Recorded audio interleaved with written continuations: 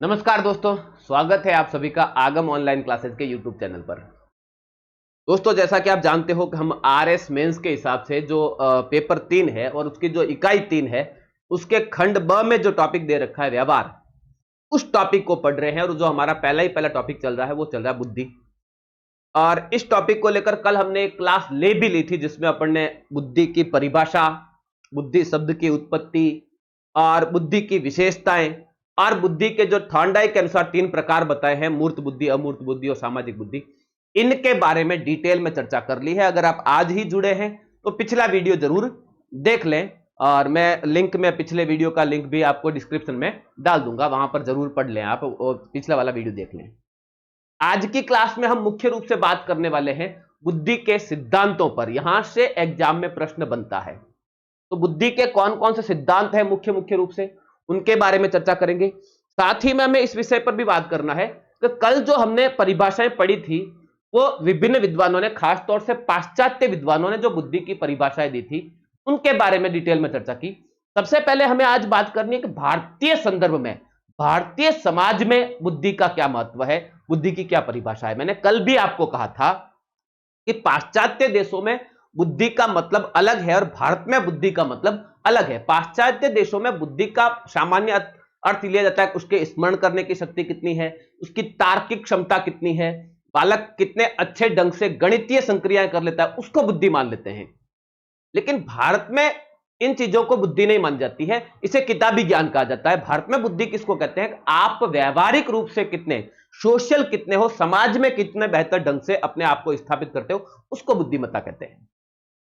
तो भारत के संदर्भ में बुद्धि क्या है, पहले हम उस पर बात करें, उसके बाद में बुद्धि के सिद्धांत क्या है उस पर बात करें। और अगर आपके नंबर ठीक ठाक आ रहे हैं तो जुड़े रहिए मेरे साथ और कोशिश करेंगे कि सारे टॉपिक जो सबसे पहले जो छोटे छोटे टॉपिक है उनको क्लियर करेंगे। तो क्लास में जुड़े रहिए, पूरी क्लास देखिए और क्लास को अधिक से अधिक शेयर जरूर करें, अधिक से अधिक विद्यार्थियों को जरूर जोड़ें ताकि मुझ में भी एनर्जी बनी रहे। और जो क्लास में अभी आपके सामने रिकॉर्डेड डाल रहा हूं, जल्दी आपके सामने लाइव क्लास लेकर आऊं ताकि मुझे यह विश्वास रहे कि हाँ, लाइव क्लास में विद्यार्थी जुड़ने वाले हैं, तो फिर मुझे भी मजा आए। तो चलो टॉपिक शुरू करते हैं आज का। तो पहले तो हमने जो कल की क्लास में बात की थी, एक तो बुद्धि क्या होती है, बुद्धि का व्यक्तित्व में क्या महत्व है, बुद्धि शब्द कैसे आया। उसके बाद में हमने जो बकिंगम के, स्टर्न के, टर्मन के, वेस्लर की जो परिभाषाएं हैं उनके बारे में बात की। बीने ने सबसे अच्छी परिभाषा दी थी कि बुद्धि का मतलब क्या है। बुद्धि का मतलब है अच्छा बोध करना, अच्छा तर्क करना और अच्छा निर्णय लेने की क्षमता को हम बुद्धि कहते हैं। उसके बाद में बुद्धि की एक निष्कर्ष पर परिभाषा बताई थी मैंने आपको कि बुद्धि का आशय क्या है, व्यक्ति के अपने परिवेश को समझने, स्वविवेक से चिंतन करने तथा किसी चुनौती के सामने होने पर उपलब्ध संसाधनों का उपयोग करने की व्यापक क्षमता को हम क्या कहते हैं, बुद्धि कहते हैं। इसके बाद में हमने बुद्धि की विशेषताओं के बारे में चर्चा की, फिर हमने बुद्धि के प्रकार पढ़े और आज है भारतीय परंपरा और बुद्धि। तो भारत में बुद्धि किसको कहा जाए, तो देखो भारत में बुद्धि का मतलब है समाकलित बुद्धि। समाकलित बुद्धि मतलब सर्वांगीण। देखो भारत का दृष्टिकोण प्राचीन काल से ही बड़ा व्यापक रहा है। हम वसुधैव कुटुंबकम की थ्योरी को लेकर चलते हैं, तो यहां पर बुद्धि व्यापक हो जाती है। हम पूरी दुनिया को, पूरी पृथ्वी को एक परिवार मान लेते हैं, तो यहां पर बुद्धि का स्तर कितना व्यापक है।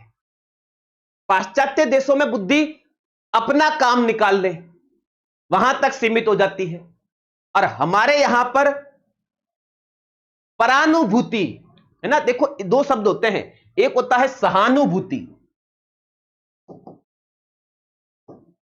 और दूसरी होती है परानुभूति।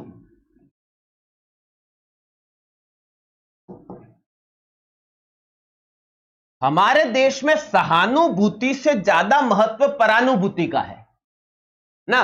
सहानुभूति का मतलब क्या होता है कि आप दूसरे की पीड़ा को समझते हो और उसके प्रति क्या रखते हो, वैसा भाव रखते हो, सहानुभूति रखते हो ना। ये सहानुभूति है कि आप दूसरे की पीड़ा को समझते हो और उसके प्रति दया का भाव रखते हो, प्रेम का भाव रखते हो, करुणा का भाव रखते हो। ये क्या है, सहानुभूति है।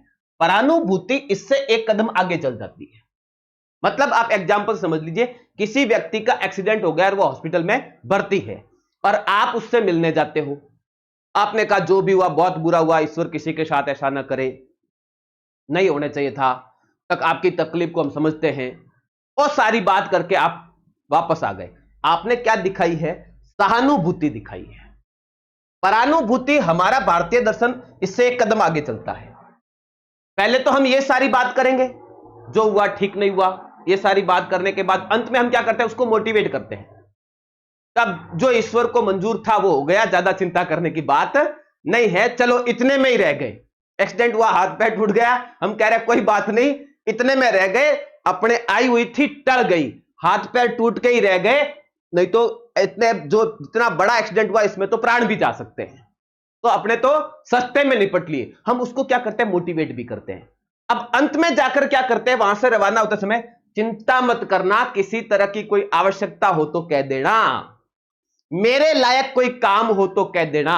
अब परानुभूति, सहानुभूति में बहुत बुरा हुआ, आपने सांत्वना प्रकट कर ली, आ गए। यहां पर परानुभूति है भारत में, इससे आगे है। तो मेरे लायक जो काम होवे, हिचकिचाना मत, कह देना, एनी टाइम तेरे लिए तैयार हैं। और एक्सीडेंट हो गया है, हो सकता है 2-3 महीने आप छुट्टी पे रहोगे, ड्यूटी पे नहीं जा पाओगे, परिवार कैसे चलेगा, चिंता मत करना, हम हैं। इस प्रवृत्ति को परानुभूति कहा जाता है। तो कहने का मतलब भारत का दृष्टिकोण थोड़ा सा व्यापक है, पाश्चात्य देशों की तुलना में भारतीय दृष्टिकोण थोड़ा सा व्यापक हो जाता है। तो बुद्धि के मामले में भी हमारा दृष्टिकोण क्या है? थोड़ा सा व्यापक है, इतना संकीर्ण नहीं है। और इसीलिए भारतीय बुद्धि को हम समाकलित बुद्धि कहते हैं, संपूर्ण, समग्र, है ना, जिसको हम कहते हैं कि इसके अंदर सभी गुण होने चाहिए। अगर कोई व्यक्ति है जो अच्छा पढ़ा लिखा है लेकिन उसको समाज के साथ समायोजन करना नहीं आ रहा है, उसको सांस्कृतिक ज्ञान नहीं है, शादी में कब क्या करना है, मृत्यु में कब क्या करना है, विवाह में गए तब कैसे कपड़े पहनने हैं, और बैठने गए किसी के तब कैसे कपड़े पहनने, जैसे हमारा राजस्थान का कल्चर है, हम अगर विवाह में जाएंगे तो हमारे साफे का रंग कैसा होगा, और किसी के यहां बैठने जाएंगे, मृत्यु हो गई तब साफे का रंग कैसा होगा, इस साफे के रंग का भेद भी पता होना चाहिए। आपने पढ़ाई लिखाई बहुत कर लिए लेकिन पता चला कि विवाह में गए और खाकी साफा पहन के चले गए, अगला कहेगा कि मेरी मौताने में आया है क्या, मुसर में आया है क्या। वहां पर आप रंगीन साफा पहन कर जाओगे, और पता चला कि किसी के यहां बैठने गए, डेथ हो गई, और वहां पर रंगीन साफा, पचरंगा साफा पहनकर चले गए। मतलब आपको सांस्कृतिक बुद्धिमत्ता नहीं है। ऐसे व्यक्ति को हमारे भारतीय समाज में श्रेष्ठ नहीं मानते, बुद्धिमान नहीं मानते, भले ही किताबी ज्ञान बहुत सारा है, उसको गणित बहुत जबरदस्त आती है, रीजनिंग बहुत जबरदस्त आती है, लेकिन क्या उसको बुद्धिमान कह दें? लेकिन पाश्चात्य देशों में इसी को बुद्धिमान कह रहे हैं। याद बहुत अच्छा रखता है, स्मरण शक्ति अच्छी है, उसको बुद्धिमान कह रहे हैं। लेकिन हमारे देश में उतना पर्याप्त नहीं होता है, और आगे बढ़ना पड़ता है, थोड़ा विस्तृत करना पड़ता है, थोड़ा व्यापक करना पड़ता है, समाकलित करना पड़ता है सभी क्षेत्रों का।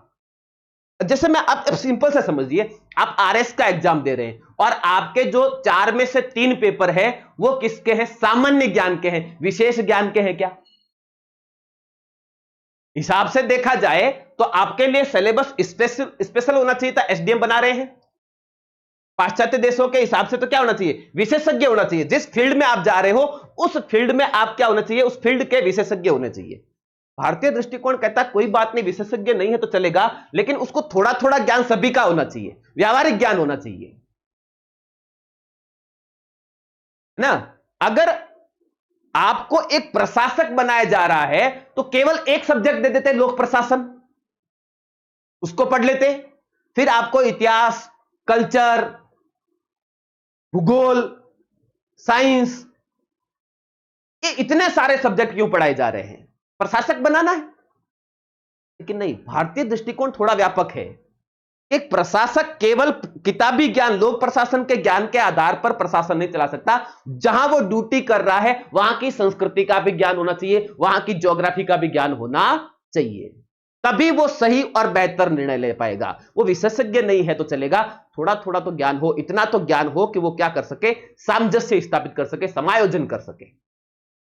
ये भारतीय दृष्टिकोण है। तो भारतीय दृष्टिकोण में क्या होता है? समाज और वैश्विक पर्यावरण में समायोजन, है ना। मेन बात यह है कि आप समाज में या पूरे विश्व में कहीं पर भी कितने बेहतर ढंग से समायोजन स्थापित कर पाते हैं, वही बुद्धिमत्ता है, उसी को बुद्धिमान कहा जाता है। ठीक, तो अब इसके अंदर हमारे कुछ तत्व हैं क्या क्या तत्व है?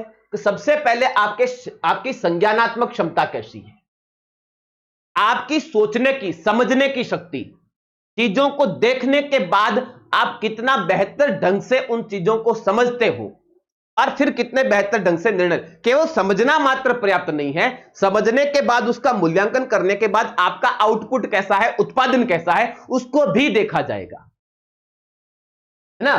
तो जब आप क्या कर सकते हो, किसी चीज को आपकी सोच समझ, विभेदन करने की क्षमता, उसके अंदर वापस अंतर करने की क्षमता, और फिर समस्या का समाधान और प्रभावी संप्रेषण। आपने जो कुछ भी देखकर, सोचकर, समझकर जो निर्णय आए हैं, अब वापस उसको रिप्रेजेंट कितना बेहतर करते हो, आपका संप्रेषण का कौशल कैसा है, आप अपनी बात को कितने बेहतर ढंग से समझा पाते हो, तब तो आप ठीक हो। अन्यथा अच्छा, आपके पास ज्ञान बहुत सारा है, आपने बहुत किताबें पढ़ ली, लेकिन आपके अंदर जो ज्ञान है वो किसी दूसरे को आप समझा ही नहीं पा रहे हो, आपका संप्रेषण अच्छा नहीं है, समस्या हो जाएगी। अच्छा, मैं एक बात कहूं, आपने मान लीजिए इंग्लिश में बहुत अच्छा नॉलेज ले लिया, सारा का सारा इंग्लिश की पुस्तकें पढ़ी, जहां आपने ड्यूटी करने जाना है वहां पर किसी को इंग्लिश आती नहीं है, और आपको भी इंग्लिश आती नहीं है, आपको हिंदी आती नहीं है, या जहां वहां की लोकल भाषा नहीं आती है, अब क्या करोगे? आपका ज्ञान तो धरा का धरा रह जाएगा, कैसे संप्रेषण करोगे? तो केवल ज्ञान हो जाना पर्याप्त नहीं है, उसको वापस आप संप्रेषित भी कर सको, तब मजा है ना। इसके बाद दूसरा क्या था, आपकी सामाजिक क्षमता ना, समाज में आप कितने बेहतर ढंग से समायोजित हो जाते हो। अच्छा, समायोजित होने का मतलब क्या है? यहां पर एक बात और ध्यान देना, समाज में समायोजन मतलब आपने तालमेल अच्छा बिठा दिया है, कोऑर्डिनेशन अच्छा है, समन्वय अच्छा है, लेकिन आप उसके लिए हमारे समाज में केवल इतना पर्याप्त नहीं है कि आपने समाज में अपने आप को स्थापित कर लिया। देखना यह भी होगा कि जो सामाजिक व्यवस्था है और नियम है, उनके प्रति आपका सम्मान। जैसे आप जिस जाति से बिलोंग करते हैं, जिस समाज से बिलोंग करते हैं, अपने अपने समाज के कुछ प्रतिमान होते हैं, कुछ नियम होते हैं, अगर आप उनका रेस्पेक्ट नहीं करते हैं, उनको फॉलो नहीं करते हैं, आपने भले कितना ही किताबें पढ़ ली, आपके समाज में आप अच्छे व्यक्ति या बुद्धिमान व्यक्ति नहीं माने जा सकते। आप अपने जो समाज के प्रतिमान है, जो मूल्य हैं, उनके प्रति कितना सम्मान प्रकट करते हैं, उनके प्रति कितनी निष्ठा है। नॉलेज होना पर्याप्त नहीं है, संविधान सभी पढ़ते हैं, अनुच्छेद के अनुच्छेद रट लिए, लेकिन अगर उनके प्रति सम्मान नहीं है, रेस्पेक्ट नहीं है, तो क्या आपको एक अच्छा व्यवस्थापक मान लिया जाएगा? नहीं माना जाएगा, है ना। इसी के साथ जो सामाजिक समरसता है, देखो प्राचीन, मैंने अभी कहा, हमारी भारतीय संस्कृति उस सिद्धांत को फॉलो करती है वसुधैव कुटुंबकम की। हो सकता है आज के समय में भारतीय दृष्टिकोण को लेकर लोगों की अलग अलग व्याख्याएं हो, ऊंच नीच, जात पात, फलाना ढिकड़ा, बहुत सारी बातें, लेकिन हमारा यह मूल सिद्धांत कभी नहीं रहा है। भारत की संस्कृति में जाति व्यवस्था में केवल क्या है, जाति व्यवस्था में यह आपके कर्म के आधार पर डिवाइडेशन है और एक दूसरे के पूरक हैं। ऊंच नीच हमारा मूल सिद्धांत नहीं रहा है। हो सकता है बाद के कालखंड में यह भ्रांतियां जन्म ली। हमारा मूल सिद्धांत क्या है? सामाजिक समरसता है। हम सभी के समाज, हर समाज के प्रति सम्मान का दृष्टिकोण रखते हैं, वसुधैव कुटुंबकम की, पूरी दुनिया को अपना परिवार मानकर चलते हैं। हमारा मूल सिद्धांत वो है, और आज भी हम बुद्धिमान व्यक्ति उसी को मानते हैं भारत में, जो अपने समाज के प्रतिमानों का सम्मान करे ही अन्य समाजों के भी प्रतिमानों का सम्मान करे, वो बुद्धिमान है। अगर दूसरे समाज के प्रति वो घृणा का भाव रखता है, उसको आज भी भारत में बुद्धिमान नहीं माना जाता, ना वैदिक काल में माना जाता था। ठीक, उसके बाद में क्या है, आपका परामर्श करने का, चिंतन करने का, बात करने का तरीका ना। ऐसा तो नहीं है कि आप अपनी बात पर अड़े हुए हो, दूसरे की बात को सुनने को ही तैयार नहीं हो, है ना। कोऑर्डिनेशन, समन्वय, आप दूसरे की बात को भी समझते हो, अपने दिमाग में क्या चल रहा है उसको भी समझते हो, और फिर मूल्यांकन करते हो, फिर निर्णय लेते हो। परामर्श करने का, चिंतन करने की योग्यता। उसके बाद में तीसरा क्या है, सांवेगिक क्षमता। आप दूसरे लोगों को कितना बेहतर ढंग से समझते हो, और भारत में केवल दूसरों को समझने की बात नहीं है, भारत में अपने आप को कितना जानते हो। और अपने खुद के संवेगों को कितना बेहतर ढंग से नियंत्रित कर लेते हो। हमारे जितने भी प्राचीन ग्रंथ हैं, चाहे वो उपनिषद हो चाहे वो गीता हो, उसमें इस बात पर बड़ा, आप जो इथिक्स पढ़ोगे, नैतिक शिक्षा, वहां पर भी ये विषय आएगा।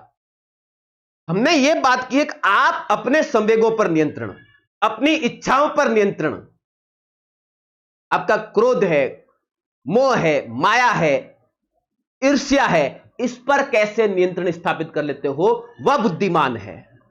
जो व्यक्ति इन पर नियंत्रण नहीं रख पाता है, उसे हमारे देश में बुद्धिमान नहीं माना जाता। धन लोलुप व्यक्ति, लालची व्यक्ति को क्या कोई बुद्धिमान मानता है? उसने किसी तरह से पैसा बहुत कमा लिया, लूटमार करके कमा लिया, छीना झपटी करके कर लिया, लोगों को मूर्ख बनाकर कर लिया। अब मूर्ख बना रहा है, इसका मतलब उसके अंदर है, भेजा तो है कि वो दूसरों को मूर्ख बना ले। ठग है, तो क्या ठग व्यक्ति को हम बुद्धिमान मानते हैं? भारत में ऐसे व्यक्ति को बुद्धिमान नहीं मानते, उसे ठग कहते हैं। कि आपने किसी को मूर्ख बनाकर धन कमा लिया, उसे बुद्धिमान नहीं कहते हैं, उसे ठग कहते हैं। वो बुद्धिमान नहीं है। बुद्धिमान कौन है? जो एक तो संवेगों की परिपक्वता और उन पर नियंत्रण, दूसरा आत्म मूल्यांकन, खुद का कितना बेहतर ढंग से मूल्यांकन किया आपने। फिर आपने समाज में क्या रखी, शिष्टता कितनी रखी, उसके बाद में आपका आचरण कैसा है समाज में। किताबें बहुत पढ़ ली, ज्ञान बहुत ले लिया, लेकिन समाज में वास्तव में आपका आचरण ठीक नहीं है, हम उसको भी बुद्धिमान नहीं मानते हैं। जैसे रावण को ज्ञानी कहा जाता है, बुद्धिमान नहीं कहा जाता है। ज्ञानी होना में भी और बुद्धिमान होने में भी अंतर है। रावण के पास ज्ञान की थोड़ी कमी थी, ज्ञान बहुत था, लेकिन उसका आचरण अच्छा नहीं था। तो फिर इस ज्ञान का महत्व क्या? फिर वो बुद्धिमान नहीं है। ज्ञानी हो सकता है, वो बुद्धिमान नहीं है। बुद्धि में आपका आचरण भी देखा जाएगा कि आपका आचरण समाज के अनुकूल है या नहीं है। ठीक, उसके बाद में आप सबसे बेहतर भारत में उद्यमी क्षमता। अपने गांव में कोई व्यक्ति पता चलता है बहुत पढ़ा लिखा, बड़ा टैलेंटेड है, लेकिन वो क्या नहीं कर रहा है, बेरोजगार बैठा है, काम कुछ नहीं कर रहा है। बताओ, ऐसे व्यक्ति को हमारे भारत में, हमारे गांव में बुद्धिमान मानते हैं क्या? उसे मूर्ख कहेंगे कि पढ़ लिखन दूड़ खाई, काम तो कुछ करता नहीं है। आपके पास नॉलेज है और उस नॉलेज का बेहतर ढंग से आप उपयोग नहीं ले रहे हैं और आप कुछ उद्यम नहीं कर रहे हैं, कार्य नहीं कर रहे हैं, ऐसी स्थिति में उसको बुद्धिमान नहीं कहा जाता है ना? तो आपकी उद्यम करने की क्षमता, आपकी प्रतिबद्धता कितनी है, आप कितना कठिन परिश्रम कर सकते हैं, है ना? ये सारा आपके लिए है। आप में धैर्य कितना है, लक्ष्य निर्धारण का व्यवहार कितना है। आरएस बनना है, आपके अंदर ये गुण बहुत जरूरी है। आप चाहते हो कि मैं एसडीएम बनूं, तो आपके अंदर क्या चाहिए? एक तो आपके लक्ष्य के प्रति प्रतिबद्धता। पहले तो आपके लक्ष्य का निर्धारण करना कि मेरा टारगेट क्या है, फिर उस लक्ष्य के प्रति आपकी प्रतिबद्धता कितनी है, फिर उस लक्ष्य के लिए आप कितना कठोर परिश्रम कर पा रहे हैं, और आप में पेशेंस कितना है, धैर्य कितना है। ऐसा तो नहीं है कि 2-4 दिन जोश जोश में मेहनत की फिर मैदान छोड़ के भाग जाओगे, फिर उसको बुद्धिमान नहीं कहा जाएगा। परिस्थिति का सामना करना धैर्य के साथ, वो व्यक्ति बुद्धिमान होता है, वो विवेकशील होता है। तो भारतीय परंपरा में बुद्धि इतना संकीर्ण नहीं है कि आपने कुछ याद कर लिया, या आपकी तार्किक क्षमता अच्छी है, या आपकी तकनीकी कौशल अच्छा है, इसको हम बुद्धिमानी नहीं कहते, इसको हम कौशल कह सकते हैं। बुद्धि के एक पार्ट के रूप में रखते हैं, हम इसे बुद्धिमानी नहीं कहते। बुद्धिमान तो किसको कहते हैं? जिसकी संज्ञानात्मक क्षमता अच्छी है, जिसकी सामाजिक क्षमता अच्छी है, जिसकी सांवेगिक क्षमता अच्छी है, और जो उद्यमी क्षमता रखता है, उस व्यक्ति को हमारे देश में, भारत में क्या कहा जाता है? बुद्धिमान कहा जाता है। यही बुद्धि की परिभाषा भारत में होती है। ठीक, अब बुद्धि के सिद्धांत, जो अगला हमारा टॉपिक है, वो क्या है? बुद्धि के सिद्धांत। देखो, आज के समय में कई सारे बुद्धि के सिद्धांत दिए हुए हैं, दुनिया भर के बुद्धि के सिद्धांत है। खास तौर से जो लोग शिक्षक बनने की तैयारी करते हैं, 3rd ग्रेड है, रीट है, 2nd ग्रेड है, उन लोगों को तो बहुत सारे सिद्धांत पढ़ते हैं। लेकिन आरएस के हिसाब से देखो, एक बात तो आप ध्यान रखना, हम जो तैयारी कर रहे हैं वो किसके हिसाब से कर रहे हैं? वो हम आरएस के हिसाब से कर रहे हैं। तो जो लोग रीट की 3rd ग्रेड की तैयारी करते हैं, उनको थोड़ा इससे अलग चीज पढ़नी पड़ती है, उनको फैक्ट ज्यादा पढ़ने पड़ते हैं। कौन सा सिद्धांत किसने दिया, कब दिया, है ना, फैक्ट ज्यादा है उनके। लेकिन आरएस के एग्जाम में हम फैक्ट पर बहुत ज्यादा नहीं जाते हैं। आरएस के एग्जाम में जब हम बात करते हैं तो फैक्ट से ज्यादा हम किस पर बात करेंगे, कंसेप्ट पर बात करेंगे, वहां पर आपको लिखना है। और मेंस में आपको बहुत ज्यादा फैक्ट नहीं लिखेंगे, चल जाएगा, लेकिन कंसेप्ट आपका क्लियर होना ही चाहिए, इस पर विशेष रूप से फोकस किया जाता है। ठीक है, तो अगर मैं आरएस के हिसाब से बात करें तो मुख्य रूप से ये जो 5 सिद्धांत आपको ध्यान रखने हैं, कौन कौन से, बुद्धि का एक तत्व सिद्धांत, बुद्धि का द्वितत्व सिद्धांत, बुद्धि का बहुतत्व सिद्धांत, बुद्धि का क्रमिक महत्व का सिद्धांत और बुद्धि का त्रिआयामी सिद्धांत। ये 5 सिद्धांत बुद्धि के सबसे ज्यादा पॉपुलर सिद्धांत है और आपके एग्जाम में, आरएस के एग्जाम में इन्हीं 5 का महत्व रहता है। तो हमें इन 5 सिद्धांतों को ठीक से पढ़ना है और ठीक से समझना है।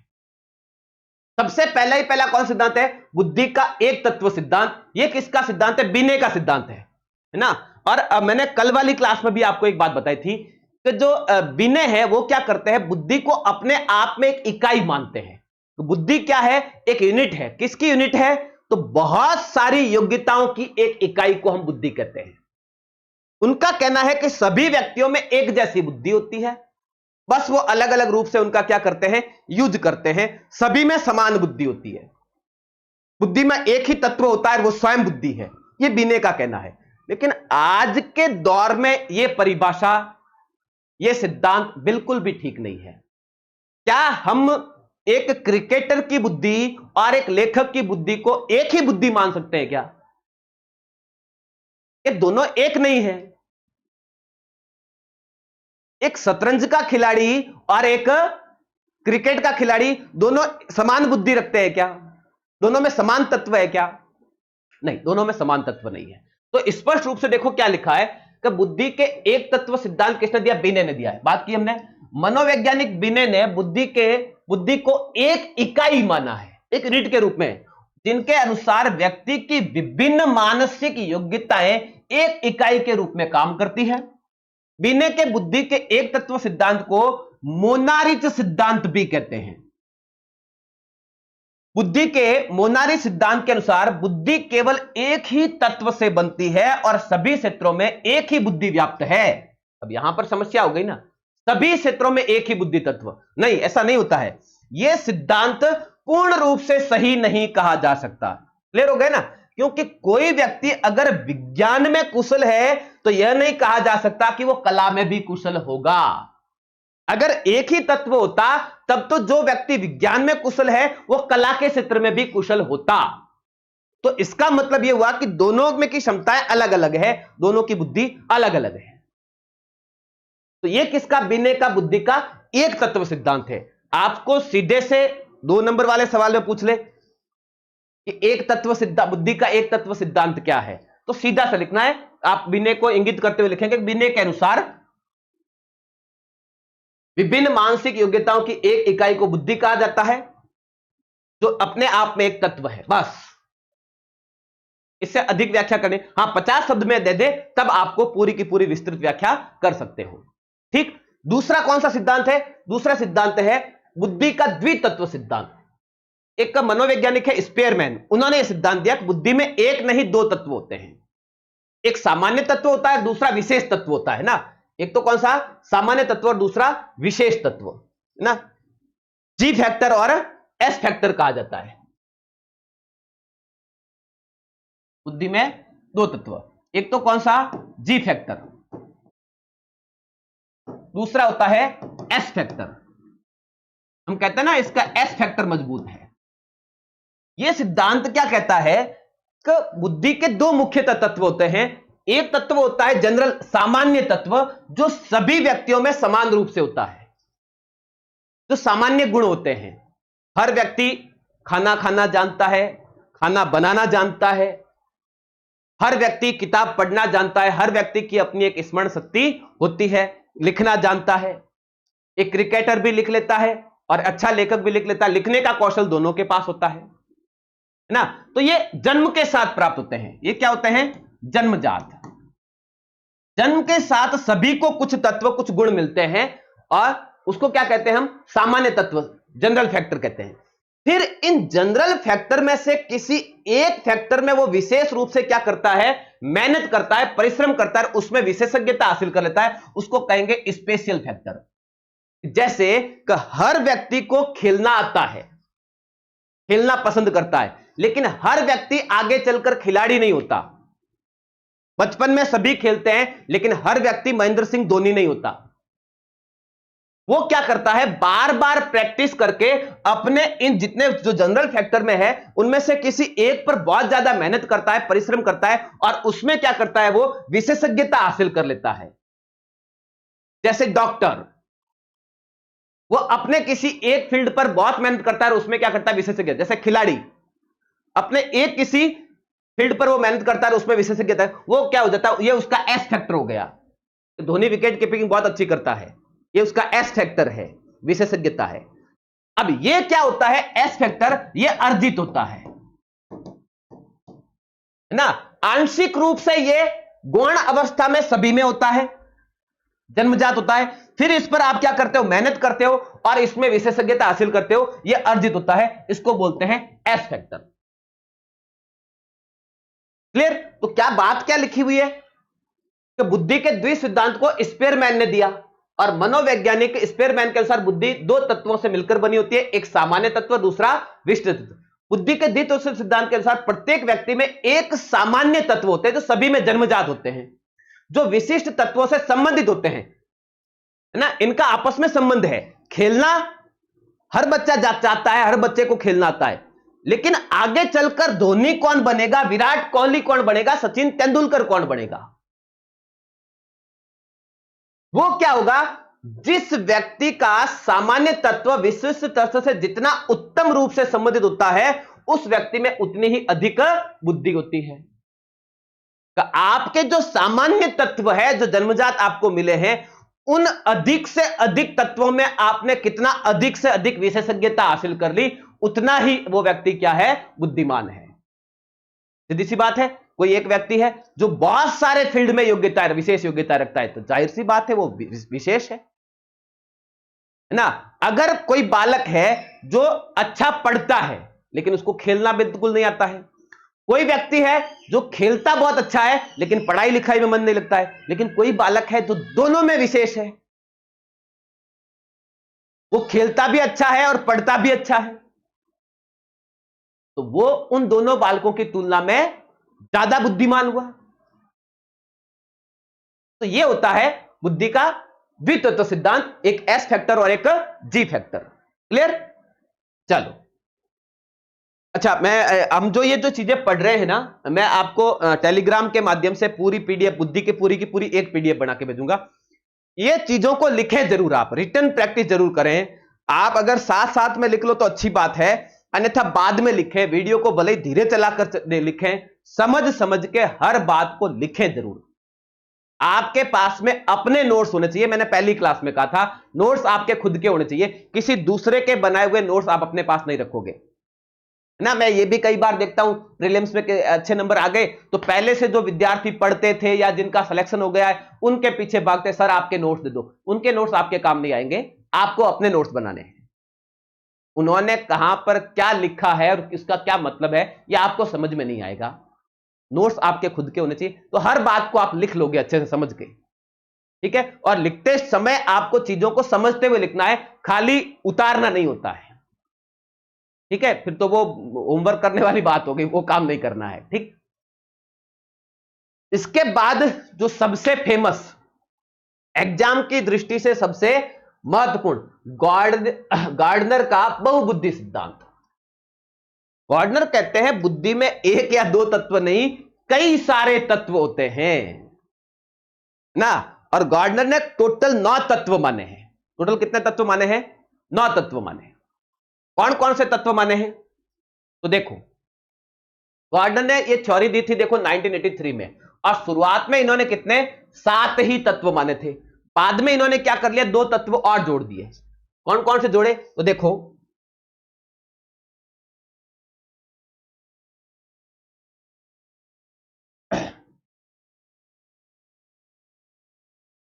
गार्डनर के देखो 9 तत्व कौन से हैं? एक, भाषाई बुद्धि। दूसरा, तार्किक बुद्धि, तीसरा स्थानीय बुद्धि, चौथा शारीरिक बुद्धि, पांचवा सांगीतिक बुद्धि, छठा व्यक्तिगत बुद्धि, सातवां व्यक्तिगत अन्य बुद्धि, आठवां प्रकृतिवादी और नौवां अस्तित्ववादी, है ना। इसको अंतःक्रिया और अंतरक्रिया भी कहते हैं अपन। ठीक है, एक एक को समझना है ठीक से। देखो, सबसे पहले कौन सी है? भाषाई बुद्धि। किसी व्यक्ति का संप्रेषण करने का तरीका, अभिव्यक्ति का तरीका कितना बेहतर है, भाषा कौशल पर उसकी कितनी ज्यादा मजबूत पकड़ है, उसका शब्दकोश कितना बड़ा है ना। जिसका शब्दकोश जितना अच्छा होगा वो संप्रेषण उतना ही बेहतर तरीके से करेगा। आप किसी भी भाषा का ज्ञान रखते हैं, है ना, एक व्यक्ति को एक से अधिक भाषाओं का ज्ञान हो सकता है, या जिस भाषा का ज्ञान है उस भाषा में अगर उसका शब्दकोश मजबूत है ना। जैसे आप किसी कवि को देखो, वो कवि अच्छी कविता तब लिख पाता है जब उसको कहीं पर जल शब्द का प्रयोग करना है और पता चलता है उसकी कविता में जल शब्द ठीक से नहीं बैठ पा रहा है, तो अब वो क्या करेगा? जल के पर्यायवाची कौन कौन से हैं? जल के बहुत सारे पर्यायवाची हैं। अब उनमें से कोई एक शब्द अगर वो बिठाएगा तो उसकी कविता सुंदर हो जाएगी, उसकी राइमिंग ठीक हो जाएगी, उसकी मात्राएं ठीक हो जाएगी, उसका लय ठीक हो जाएगा। जल शब्द का प्रयोग करने से हो सकता है उसका लय ठीक से नहीं हो रहा, लेकिन नीर शब्द का प्रयोग करने से हो सकता है लय ठीक बन रही है, पद में गेयता आ रही है। अब वो वहां पर जल शब्द का प्रयोग न करके नीर शब्द का प्रयोग करेगा। इसका मतलब उसका शब्दकोश अच्छा है, वो एक शब्द के दूसरे पर्यायवाची भी जानता है और कौन से शब्द का प्रयोग करना है ना, और फिर कितने बेहतर ढंग से प्रस्तुत करता है। जैसे आप किसी पत्रकार को देखो, है ना, जो पत्रकार होते हैं, अखबार की जो हेडलाइन होती है वो इतनी जबरदस्त तरीके से लिखी जाती है। आप कभी, खासतौर से जब इलेक्ट्रॉनिक मीडिया आ गया है ना, तो ऐसी स्थिति में आप सोशल मीडिया पर भी ये लोग होते हैं, वहां पर वो हेडिंग कुछ इस प्रकार से लिखेंगे कि आप क्लिक करके पूरी न्यूज पढ़ लोगे। इतना आकर्षक तरीके से वो क्या करते हैं? हेडलाइन लिखते हैं। वो कौन सा? भाषाई बुद्धि का धनी है वो। भाषा का कितना बेहतर प्रयोग करना जानता है, कितने आसानी से वो अपनी बात को समझा पाता है, उसको हम क्या कहेंगे? भाषाई बुद्धि कहेंगे। तो अभिव्यक्ति और संप्रेषण की वाहिका के रूप में भाषा का प्रभावी रूप से प्रयोग करने की क्षमता को क्या कहते हैं? भाषाई बुद्धि कहते हैं। जैसे कवि है, लेखक है, पत्रकार है, इवन जो नेता है ना, नेतागण जो होते हैं ना, इनका भी भाषा कौशल तगड़ा होता है। जैसे मोदी जी भाषण दे, लोगों को भाषण पूरा सुनने का मन करता है, उनका यह भाषाई कौशल है, संप्रेषण का तरीका अच्छा उनका ना। तो इसका मतलब यह होगा उनकी भाषाई बुद्धि अच्छी है। अन्यथा व्यक्ति 2 घंटे 3 घंटे किसी एक व्यक्ति को लगातार सुने, पॉसिबल नहीं होता है ना। स्वामी विवेकानंद जी के बारे में कहा जाता है कि लोग घंटों तक उनको सुन लेते थे। इसका मतलब उनका कौन सी बुद्धि प्रबल थी? भाषाई बुद्धि प्रबल थी। तो लोग 5-5 6-6 घंटे भी लगातार उनको सुन सकते हैं, ज्यादा भी सुन सकते हैं। इसका मतलब भाषाई बुद्धि अच्छी है। ठीक, इसके बाद तार्किक एवं गणितीय बुद्धि। सीधा सा अर्थ है संख्याओं का कितने बेहतर ढंग से समझते हो और कितने बेहतर ढंग से प्रयोग करते हो, कितना बेहतर ढंग से उनका मूल्यांकन करते हो, कितना बेहतर ढंग से तर्क करते हो, और उनके आधार पर किस तरीके से नई गणनाएं, नई खोजें करते हो ना। जैसे जो वैज्ञानिक होते हैं, साइंटिस्ट होते हैं, इनके पास तर्क शक्ति जबरदस्त होती है, और तर्क करने के बाद में वो क्या करते हैं? अपना एक नया सिद्धांत रखते हैं, एक नई विवेचना करते हैं। तो वैज्ञानिक के पास कौन सी बुद्धि? उसके पास तार्किक और गणितीय बुद्धि अच्छी है। वो चीजों को केवल देखकर उसी रूप में नहीं लेते हैं, उन चीजों को खाली पढ़कर नहीं छोड़ देते हैं, उस पर बहुत ज्यादा तर्क करते हैं, सोचते हैं, है ना। जैसे न्यूटन, हम सब जानते हैं कि न्यूटन का कौन सा सिद्धांत है? गुरुत्वाकर्षण का सिद्धांत है। सेब नीचे गिरा तो क्यों गिरा? उसकी तार्किक बुद्धि काम कर रही है यहां पर। अब उसके कारणों की खोज करने बैठ जा रहा है। जनरली सेब कोई आज से पेड़ से नीचे नहीं गिर रहा है, सदियों से गिर रहा है, लेकिन न्यूटन ही गुरुत्वाकर्षण बल का सिद्धांत क्यों दे रहा है? क्योंकि उसकी तार्किक बुद्धि प्रबल है। वो चीजों को बहुत ज्यादा तर्क कर रहा है, सोच रहा है और उसके बाद में निष्कर्ष भी दे रहा है। पर खाली सोचना पर्याप्त नहीं है, सोचने के बाद में आप किस निष्कर्ष पर पहुंचे उसको भी सिद्ध करो, तर्क के साथ सिद्ध करो, है ना। तो क्या बात है इसमें, किसी व्यक्ति द्वारा तर्क संगत रूप से सोचने, संख्याओं का प्रभावी ढंग से प्रयोग करने, समस्याओं को वैज्ञानिक रूप से हल करने और संकल्पनाओं, इमेजिन, संकल्पनाओं और वस्तुओं के बीच संबंध और स्वरूप को देख पाने की क्षमता तार्किक एवं गणितीय बुद्धि कहलाती है। अच्छा, वैज्ञानिकों में एक बड़ी चीज और होती है, वो क्या कर लेते हैं, पहले ही एक कल्पना कर लेते हैं कि क्या ऐसा हो सकता है। वो एक ड्राफ्ट बना लेते हैं जो अन्य लोगों को इंपॉसिबल लगता है, ऐसी चीज की कल्पना करते हैं और फिर उस पर मेहनत करके सिद्ध करने का प्रयत्न करते हैं, क्या वास्तव में ऐसा हो सकता है। हां, हो सकता है ना। जैसे हवाई जहाज की खोज करने वाले कौन है, राइट्स बंधु, इन्हीं को कहते हैं ना राइट्स बंधु। अब हम तो प्राचीन काल से विमान के बारे में पढ़ रहे हैं कि रावण के पास पुष्पक विमान था, ये तो हम प्राचीन काल से जानते हैं। तो आधुनिक काल में इन्होंने हवाई जहाज बनाया, हमने नहीं बनाया। क्या कारण था, हमने क्या कर लिया, दो बातें स्वीकार कर ली। एक तो मान लो जो लिखा है वो सही है, मान लो। दूसरा, मानो ही मत, सब गलत है, अफवाह है। इन्होंने ऐसा नहीं किया, इन्होंने कहा हो सकता है। अब हमें मेहनत करने की आवश्यकता है, क्या वाकई में ऐसा हो सकता है कि कोई लोहे का बना हुआ खटोला उड़ भी सकता है। मेहनत की, सिद्ध किया, हवाई जहाज बन गई, हेलीकॉप्टर बन गया। ये कैसे बुद्धि काम कर रही है, ये उनकी तार्किक एवं गणितीय बुद्धि काम कर रही है। ठीक, तो जो साइंटिस्ट होते हैं, गणितज्ञ होते हैं, वो इसी बुद्धि के धनी होते हैं। इसके बाद स्थानिक बुद्धि। स्थानिक बुद्धि का सीधा सीधा अर्थ है, एक तो भौगोलिक ज्ञान, दूसरा माप चौक करने, माप तोल करने की क्षमता। माप चौक करने की क्षमता। इवन एक जो दर्जी होता है उसके पास भी कौन सी बुद्धि होती है, स्थानिक बुद्धि होती है। वो माप चौक बेहतर कर सकता है, इसीलिए वो किसी ड्रेस को बहुत बढ़िया फिटिंग में सी पाता है। उसको इतना जबरदस्त अंदाजा होता है कि वो बराबर कहां से उसको कटिंग करना है, कहां से उसको कितना सिलना है, उसका माप चौक अच्छा है। इवन एक नाई आपके बाल कटिंग करता है, अगर उसकी प्रैक्टिस अच्छी नहीं है, अगर उसमें स्थानिक बुद्धि नहीं है, आपके आड़े टेढ़े बाल काट देगा, समस्या हो जाएगी। उसके पास भी कौन सी बुद्धि होती है, स्थानिक बुद्धि होती है ना। भूगोल के ज्ञाता जो होते हैं उनके पास कौन सी बुद्धि होती है, स्थानिक बुद्धि होती है। वो माप चौक, मैपिंग करना, वो मैप पैमाने के आधार पर करते हैं, उनके पास कौन सी बुद्धि है, स्थानिक बुद्धि है ना।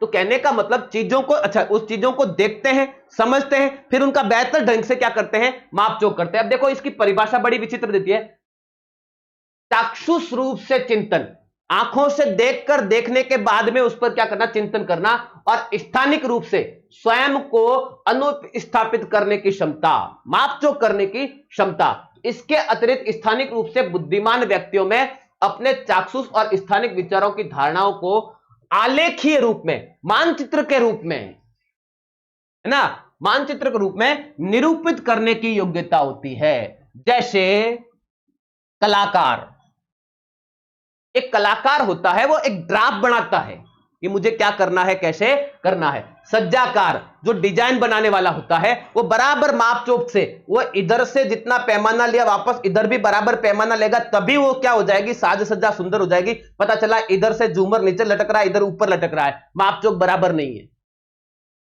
गड़बड़ हो गई ना। कोई घर को सजा रहे हो आप और उसमें आपने डिजाइन बराबर नहीं ली है, उल्टा सीधा, ऊपर नीचे, टेलर पैंट बना रहा है, पैंट की एक बाई छोटी और एक लंबी है, गड़बड़ हो गई ना, है ना। वास्तुविद जो मकान भवन बनाते हैं, जबरदस्त तरीके से एकदम परफेक्ट मापचोक करते हैं वो, है ना। सर्वेक्षक, जो भी सर्वेक्षक, इवन पटवारी, आपकी भूमि का वो सर्वेक्षण करने आता है, उसके पास स्थानिक बुद्धि है। आविष्कारक, वो भी बराबर एकदम एक एक इंच एक एक बराबर ध्यान रखते हैं, तब वो निष्कर्ष पर पहुंच पाते हैं। थोड़ा भी आगे पीछे हुआ मामला गड़बड़ हो जाएगा, है ना। जैसे जो रसायन क्षेत्र में आविष्कारक होते हैं, है ना, सोडियम थोड़ा सा ज्यादा मिला दिया, लेने के देने पड़ जाएंगे, कम मिला दिया तब भी गड़बड़ हो जाएगी। बराबर माप चोक, मैंने क्या कहा, मापतोल करने की क्षमता स्थानिक क्षमता कहलाती है। क्लियर? चलो, सांगीतिक बुद्धि, म्यूजिक के बारे में नॉलेज। अब देखो, म्यूजिक के बारे में थोड़ा बहुत नॉलेज सभी को होता है ना। बाथरूम में नहाते टाइम कोई भी गाना गा लेता है, लेकिन उसको हम संगीतज्ञ नहीं कह देते हैं, है ना। देखो, गाने का शौक होना और गाने की परख होना कि वो कौन सी धुन में गा रहा है, कौन से सुर में गा रहा है, उसका सुर कितना ऊंचा है, उसका सुर कितना नीचा है, उसकी लय कितनी है ना, वो बराबर कहां पर, उसको जो अच्छा संगीतकार होता है उसको पता होता है कि मुझे किस धुन को कितना खींचना है, कहां उसको ऊपर उठाना है, कहां नीचे लाना है, कहां पर उसको बेहतर ढंग से लय में लेना है, कहां अपने को थोड़ा सा जोर देना है, वापस कहां नीचे ले जाना है। अगर उसका परफेक्ट नॉलेज है तभी वो संगीत को अच्छा कर पाएगा, लोग सुनेंगे, अन्यथा कहेंगे जाए भाग यहां से बेसुरे, क्या गा रहा है समझ में नहीं आ रहा है ना।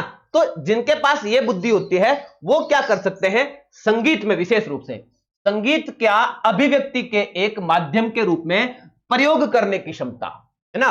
भाई गाना तो लिख के दे दिया किसी ने, कवि ने, लेखक ने, है ना, उसने पद्यात्मक लिख दिया, अब उसको गाना एक अलग कला है। इसीलिए देखो, जो गायक कलाकार म्यूजिशियन होता है ना, एक गाने के अंदर एक तो होता है लेखक या कवि, वो केवल क्या करता है, उसको लिखता है। फिर जो संगीतकार है, संगीतकार क्या करता है, उसकी धुन बनाता है और फिर गायक उसको गाता है ना। तो तीनों लोग अलग अलग काम कर रहे हैं। यह गायक नहीं हो सकता जो कवि है, यह केवल लिखना जानता है, गाना नहीं जानता है, सुर अच्छा नहीं है इसका। जिसका सुर अच्छा है उसको धुन भी बनानी आए जरूरी नहीं है, आवाज बहुत अच्छी है लेकिन धुन भी बनानी आनी चाहिए, है ना। तो ये अलग अलग फैक्टर हुए। तो जो संगीतज्ञ होते हैं, रचनाकार होते हैं, है ना, कभी भी इस बात को ध्यान रखेगा लिखते समय कि मैं लय में लिखूं, कौन से शब्दों का प्रयोग करूं, ठीक। क्षमता के अतिरिक्त विविध प्रकार के संगीत रूपों को सहराने की क्षमता। संगीतक बुद्धि वाले व्यक्ति लय, धुन और तारत्व के प्रति संवेदनशील होते हैं, उनको पूरा नॉलेज होता है ना। जैसे आप कभी देख रहे हो, कई सारे प्रोग्राम चलते हैं आजकल टीवी पर, छोटे छोटे बच्चे गाने के सामने जजेज बैठे होते हैं, वो क्या नोटिस कर रहे हैं कि इसने इन चीजों का ध्यान रखा कि नहीं रखा, कि लय बराबर है कि नहीं है, धुन बराबर है कि नहीं है, तारत्व बराबर है कि नहीं है, ऊंच नीच तो नहीं हो रही है। इन चीजों को जो समझेगा उसको हम क्या कहेंगे, संगीतक बुद्धि। जैसे गायक है, संगीतज्ञ है, रचनाकार है, वो यही चीजों का ध्यान रखते हैं। क्लियर? आगे बढ़े। शारीरिक गति संवेदी बुद्धि, अपने शरीर का संचालन बेहतर ढंग से करना, अपने शरीर की लोच को बनाए रखना और फिर उसका बेहतर ढंग से प्रयोग करना, यह शारीरिक गति संवेदी बुद्धि होती है। जैसे एक अच्छा खिलाड़ी, क्रिकेटर विराट कोहली, वो विराट कोहली क्यों है, उसने अपने शरीर की लोच को बराबर बनाए रखा है, बॉडी फिजिकली वो परफेक्ट है और फिर वो उसका सही ढंग से प्रयोग कर रहा है। वो जो शॉट मारता है इतना बेहतर ढंग से, इतना परफेक्ट, सीधा फोर, कवर ड्राइव, उसने अपने शरीर के कौशल का प्रयोग किया है ना। तो क्या बात हुई, व्यक्ति की अपने शरीर की अभिव्यक्ति और एक साधन के रूप में कौशलपूर्ण उपयोग करने की क्षमता, खुद के शरीर को कौशलपूर्ण ढंग से उपयोग करने की क्षमता, वस्तुओं के निर्माण या संचालन के लिए कौशलपूर्ण कार्य करने की क्षमता शारीरिक गति संवेदी बुद्धि होती है। जैसे एक नर्तक, डांसर, उसने अपने शरीर का ही तो, लोच का ही तो प्रयोग किया है ना। जैसे एक खिलाड़ी, एक अभिनेता, एक मूर्तिकार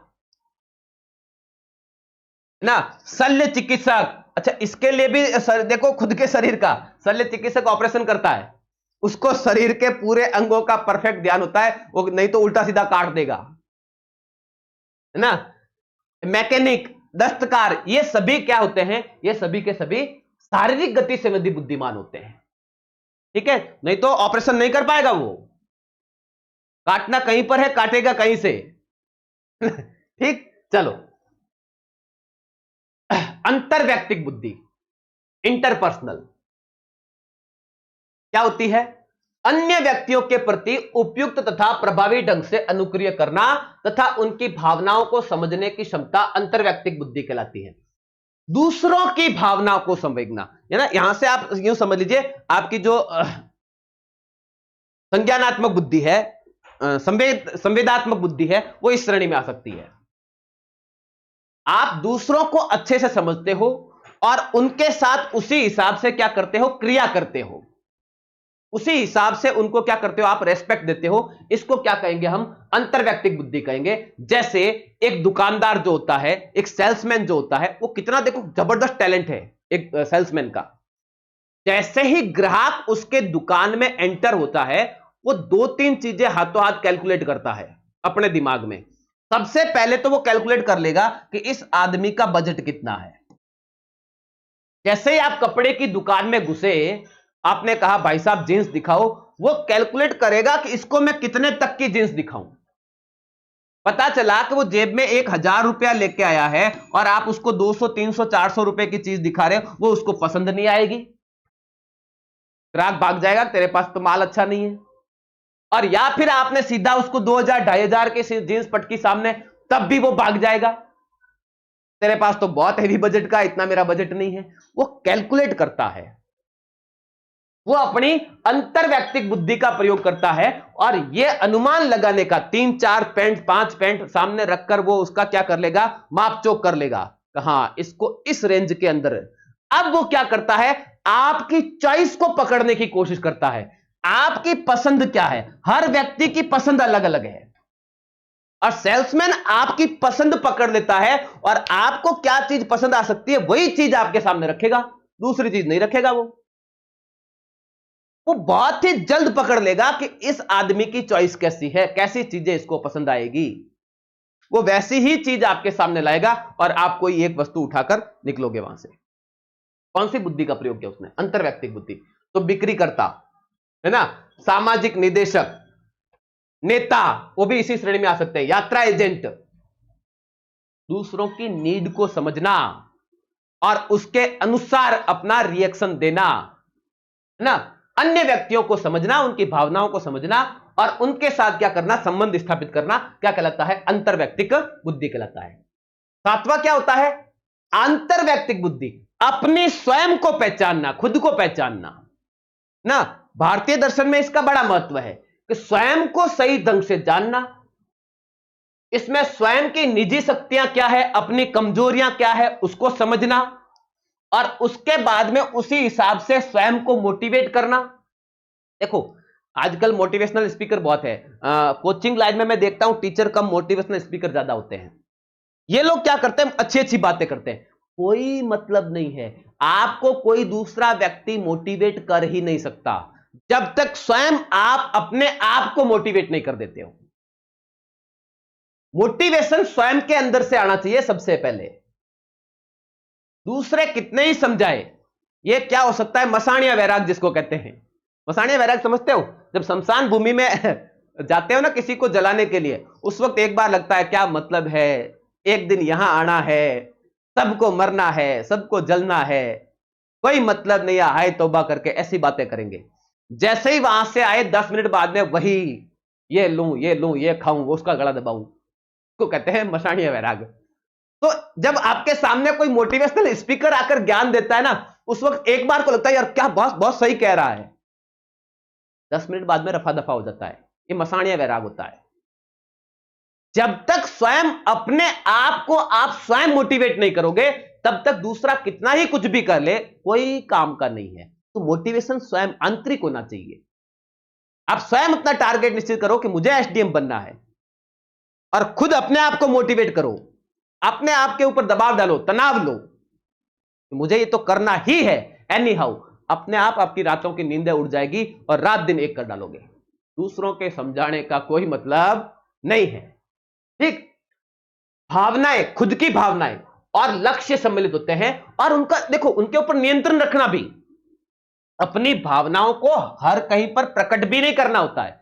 फिर लोग आपका क्या करेंगे, उपयोग लेंगे, आपकी भावनाओं का वो आपके ऊपर फॉर्मूला अपनाएंगे ना, जैसे कहते हैं हम इमोशनल फुल, लोगों की भावनाओं के साथ खिलवाड़ करना। इसलिए अपनी भावनाओं को प्रकट भी नहीं करना होता हर जगह, उनको नियंत्रित भी रखना होता है। ये कैसी अंतर्वैयक्तिक बुद्धि, स्वयं को समझना, स्वयं की क्षमताओं को समझना और फिर अंतःक्रिया करना, कैसी बुद्धि हो गई, अंतर्वैयक्तिक बुद्धि हो गई। ये 7 बुद्धि इन्होंने पहले ही दी थी, ठीक। उसके बाद में इन्होंने क्या किया, 8वीं और एक बुद्धि दी। कौन सी बुद्धि दी,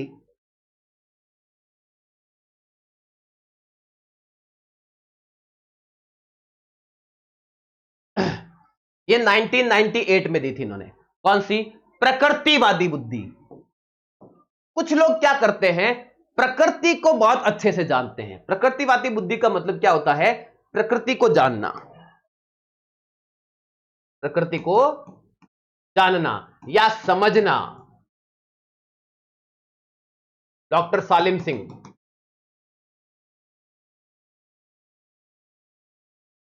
पशु विज्ञान, कहते हैं कि ये तो पशु पक्षियों से बात कर लेते हैं, है ना। ऐसा कभी आपने कोई फिल्में भी देखी होंगी, जंगल पर आधारित फिल्में होती है, जिसमें हीरो जो नायक होता है वो हाथियों को दूसरे लोग बड़ा ही कोशिश कर लेते हैं, हटा नहीं पाते, वो इशारे से हटा देता है।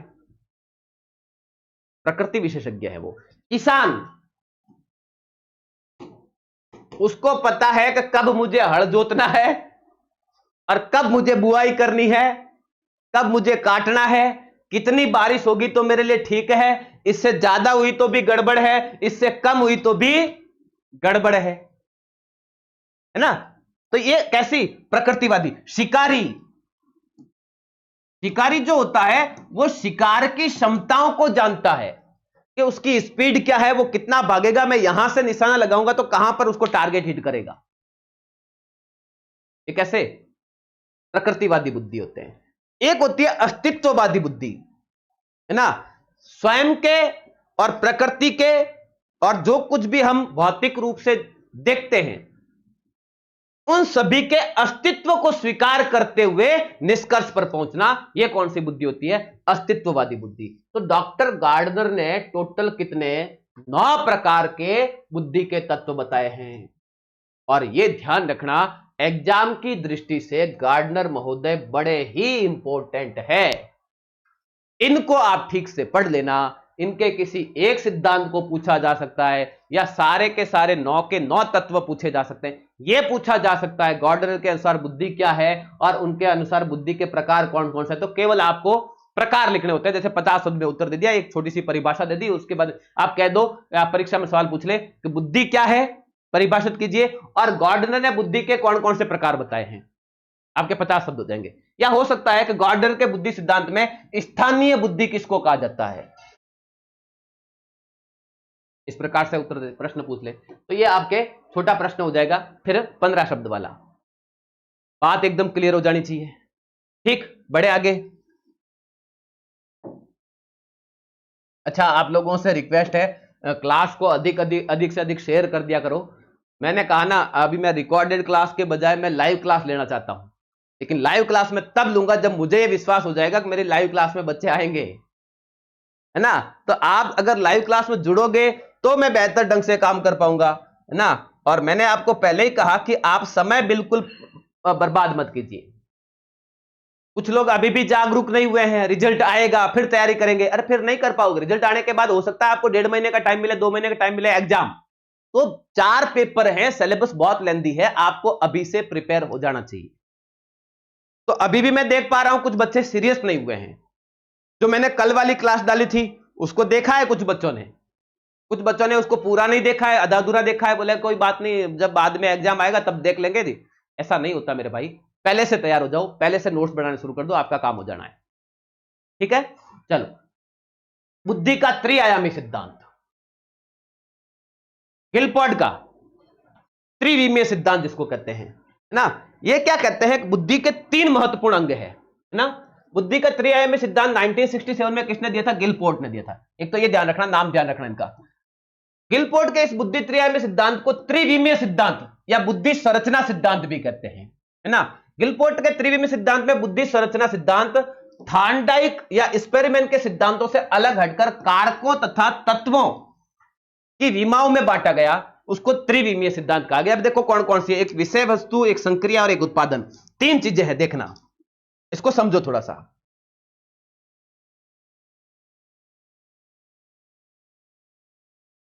बुद्धि की संरचना ये कितने चीजों पर? तीन चीजों पर डिपेंड करेगी। सबसे पहले क्या है? विषय वस्तु।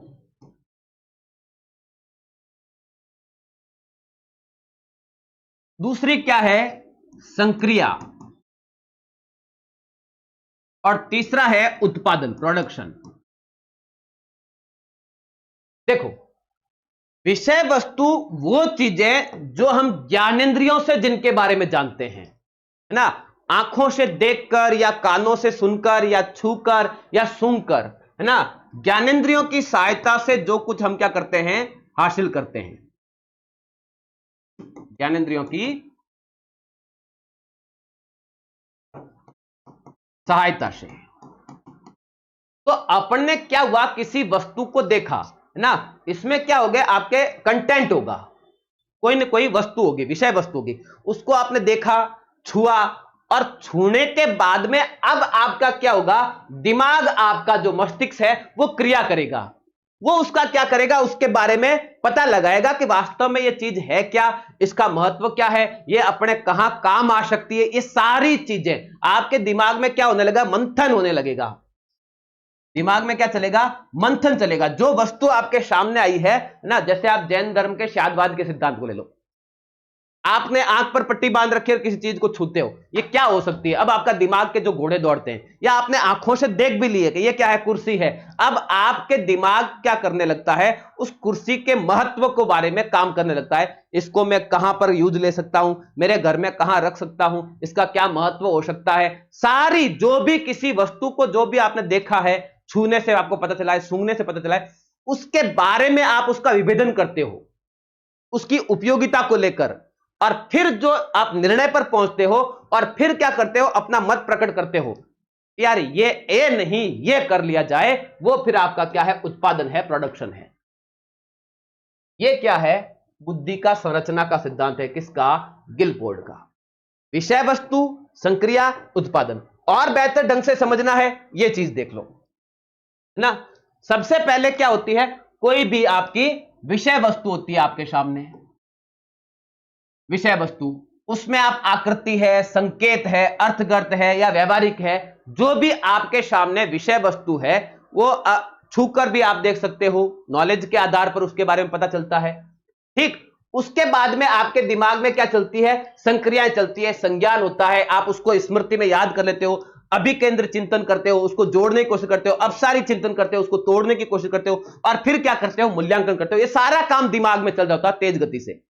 ठीक, और उसके बाद में परिणाम या उत्पाद आता है। आप उसको एक इकाई के रूप में, एक वर्ग के रूप में, एक संबंध के रूप में, प्रणाली के रूप में, रूपांतरण के रूप में, निहाट के रूप में, एक निष्कर्ष पर आप जो प्रेजेंट करते हो, सामने रखते हो, उसको क्या कहेंगे? हम उत्पाद कहेंगे। ये क्या है? गिलपोर्ट का त्रिविमीय सिद्धांत है। तो दोस्तों, ये थे हमारे बुद्धि के महत्वपूर्ण सिद्धांत। आशा करता हूं आपको क्लास अच्छी लगी है, और अच्छी लगी है तो क्लास को अधिक से अधिक शेयर करें, लाइक जरूर करें, और कमेंट करके मुझे बताएं कि क्या मामला ठीक चल रहा है, आगे हम और क्या सुधार कर सकते हैं। आपके जो भी सुझाव है वो भी मुझे भेज दीजिए। आगे और कौन सा टॉपिक आप पढ़ना चाहते हैं वो भी मुझे बताइए, मैं उस पर भी अपना वर्क जरूर करूंगा। और क्लास को अधिक से अधिक शेयर जरूर करें, अधिक से अधिक विद्यार्थियों को जरूर जोड़ें। तो कल की क्लास में हम बात करेंगे इस मुद्दे पर, संज्ञानात्मक बुद्धि क्या होती है, संवेगात्मक बुद्धि क्या होती है, आध्यात्मिक बुद्धि क्या होती है, सांस्कृतिक बुद्धि क्या होती है ना, और प्रशासन में इन चीजों का क्या महत्व है। इन सारे विषयों पर हम कल की क्लास में बात करेंगे। आज के लिए इतना ही। बहुत बहुत धन्यवाद।